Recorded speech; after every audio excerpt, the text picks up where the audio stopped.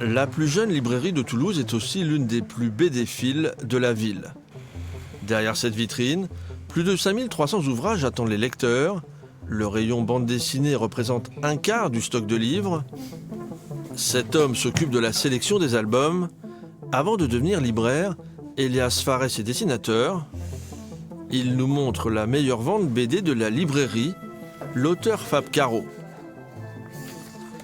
Donc par exemple celui-ci qui a bénéficié d'un petit sticker qui est ici, l'album le plus drôle que j'ai jamais lu, qui est une citation de Fab Caro.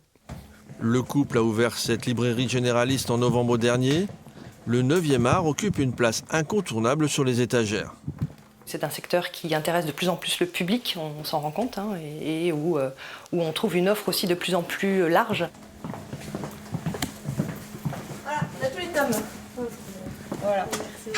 Je t'en prie. Il s'est vendu 44 millions d'albums l'an dernier en France, avec un choix qui ne cesse de s'étoffer. Tous les goûts sont dans la BD. Il y a cette image qui a perduré pendant très longtemps, que parce que c'était destiné à la jeunesse, la bande dessinée c'était quelque chose de pas sérieux. Et après, il y a eu le Festival d'Angoulême qui a beaucoup contribué pour cette reconnaissance.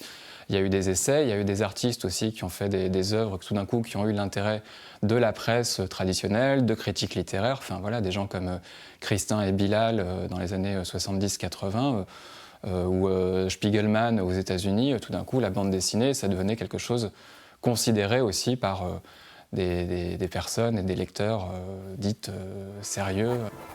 Si l'édition BD est en plein essor, la situation des auteurs, elle, n'a jamais été aussi catastrophique. Un tiers de ceux et celles qui exercent ce métier vivent en dessous du seuil de pauvreté.